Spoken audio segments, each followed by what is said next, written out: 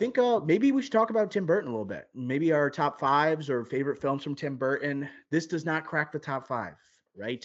This is someone that we don't necessarily love as a filmmaker, but we respect. I'm gonna give my top five right now, Ricky Flex. I just want to know your reactions to this. First off, I don't know if this is cheating, but I got both Batmans on here, right? And what's interesting is that I love the world that Tim Burton creates, the Gotham City that he creates, his take on these villains that aren't exactly comic accurate, but this is before people cared about comic book lore to the point where he would be criticized for having those type of takes. I think over time people have really thought that's one of the best uh, aspects of the movie that's aged. I would say. So both Batmans I got on there. I'm personally the Batman 1989 over Batman Returns. I feel like if you're a Batman fan but not a Tim Burton fan, or you don't love his work, you go Batman. But if you're a Batman guy and a Tim Burton guy, you go Batman Returns over Batman. I agree with that. I think if you're like a Michelle Pfeiffer, Danny DeVito walk in, like you like the supporting cast around a Batman Returns and more of an ensemble, then you go with a Batman Returns. Mm-hmm. Or if you're more like the spooky vibes, you like more of the darker, edgier stuff, you go with the Batman Returns. But if you're a Batman fan, I feel like comic book lore, and again, this obviously Tim Burton and Michael Keaton at the time when they were picked to be Batman 89, huge uproar. We've talked about it numerous times on this pod. But again, that's a cool class. It's a classic, not cool class, a classic. So I feel like for me, Batman 89, clear winner. But for other people, yeah, I can understand Batman Returns. Other like classics I have on my list, Beetlejuice makes my top five. And I don't love Beetlejuice, which kind of like shows the listener my thoughts on Tim Burton. I don't love like the entire filmography, and it's a good movie, right? I think a sequel was inevitable. I think it took longer than it needed to, but Beetlejuice I think is a top five Tim Burton movie. I don't think like the IMDb known for should feature Beetlejuice.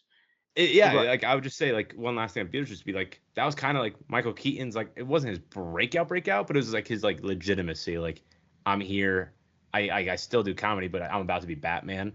And Tim Burton's like I am a blockbuster, like I can make money.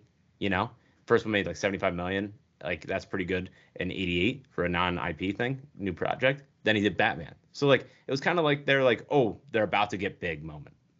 Like we said before, people don't make movies or create worlds that are similar to Tim Burton. He's truly one of a kind.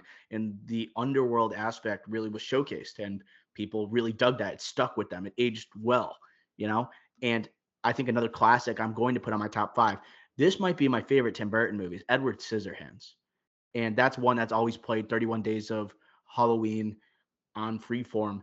This is an awesome performance from Johnny Depp, the first collaboration between Burton and Depp. Once again, an amazing world that's created. The suburbs, picture perfect. And then you have the haunted house at the top of the hill, a haunted fairy tale that I just absolutely love. I rewatched it earlier this week, and I just it's a movie that sticks with me. It's got so much heart, so much heart. It's like the opposite of Beetlejuice, where it just hits you right in the feels as you're watching. And I used to be scared of that character as a kid because he looks so scary. But like it's great for a kid to watch because like you see how horrid and haunted and like scary this person looks, but he's got a heart of gold. I just love that movie. I think it's definitely a classic of Tim Burton. Deserves to be in the top five. Yeah, this is like the one where he's nominated for best makeup, right? But nothing else. Johnny Depp not nominated. But then like later on, like when not I won't say yeah because I think it will be in your top five. Another movie, he gets nominated for makeup, but then also costume design, and then Johnny Depp gets nominated, and it's like kind of like a makeup call saying, "Oh, you guys should have been nominated for Edward Scissorhands. We didn't recognize your work." Again, it was in between Edward Scissorhands, in between Batman and Batman Returns, which is wild, by the way. Similar to how Christopher Nolan does Inception in between The Dark Knight and Dark Knight Rises, and he does The Prestige in between Batman Begins and The Dark Knight. Wild move, but yeah, I feel like this one, like, it's so like for sure should be in a top five for Tim Burton. Imagine growing up in the 90s and you're in high school or you're in middle school when Beetlejuice comes out in 88. You got Batman in 89. and then you have Edward Scissorhands in 90, and then Batman Returns in 92. That is an insane run, Ricky Flex. And I wouldn't blame you if you were growing up and said Tim Burton is my favorite filmmaker. Like that would really make sense to me. And it would make sense that older people, like people that are 20 years older than us, or maybe 15 years older than us, like Tim Burton's one of their favorite directors because he was making absolute bangers during that time period.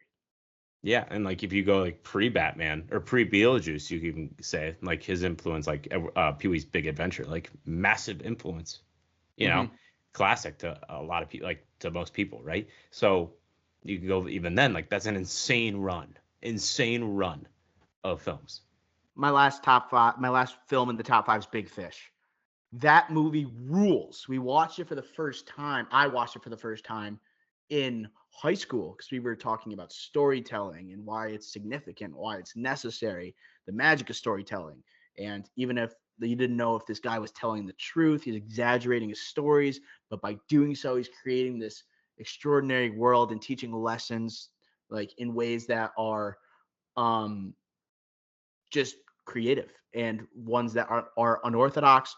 It's got like circus freak type of looking characters. Got so much. This is another movie, so much heart in it. Like he can have a very like a world that's ugly in terms of like the way a person looks, but it's well constructed, and you just by the end of it, you just like feel emotional. That's what Tim Burton can do. It doesn't have to be the most beautiful looking thing or person, right? He'll transform you, but you'll be caring about this person by the end of the movie.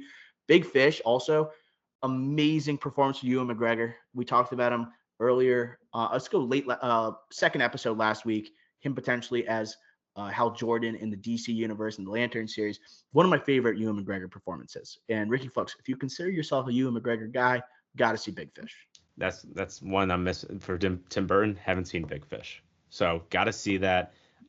Wait, so your top fives: Big Fish, Edward Scissorhands, Beetlejuice, Batman, and Batman Returns. Yes, top five. And you don't have Sweeney Todd. No, and this list has an asterisk because I've never seen Ed Wood, and this is the movie that nominated for Best Picture, and it won. Was it Martin Landau or something? Who won the Best Supporting Actor that year? I believe it's Landau. But yes, Johnny Depp in the lead.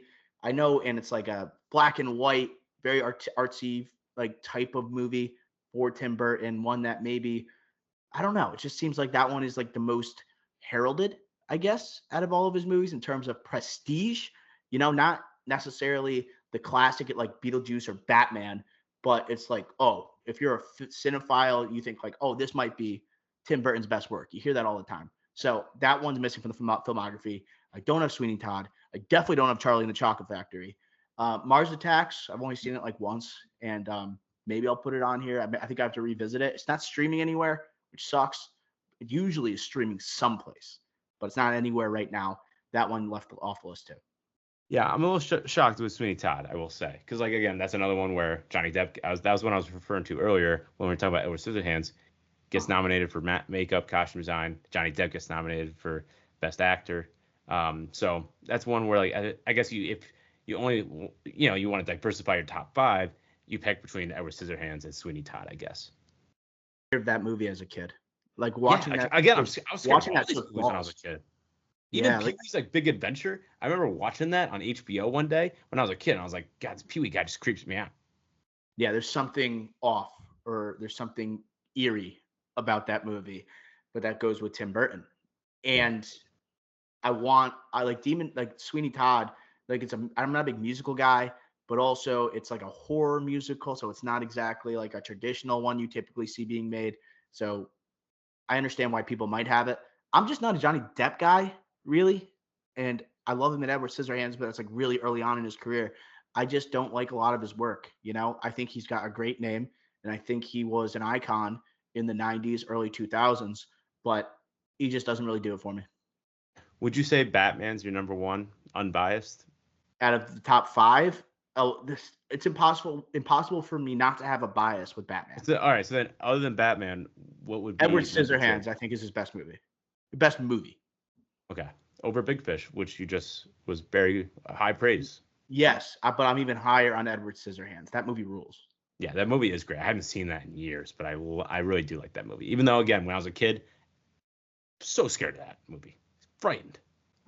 Tim Burton style fairy tale. It's perfect for his world and the way um I think that movie appeals to everybody. Like anybody could watch that movie. You could be young, old, boy, girl, whatever it may be. And like the message I think is really great. Mm, The ending is kind of heartbreaking, but also beautiful at the same time. The yeah. way he uses the scissors and like it's kind of silly with him on the talk shows, him going and doing lawn maintenance, the scenes with like the wife of the suburbs who's looking to sleep with like the different like handymen and Edward Scissorhands when the dad's not home. Like it's people that live vanilla lifestyles, and all of a sudden this like alien is transported into their town. It's just a Mm. great movie. It bags.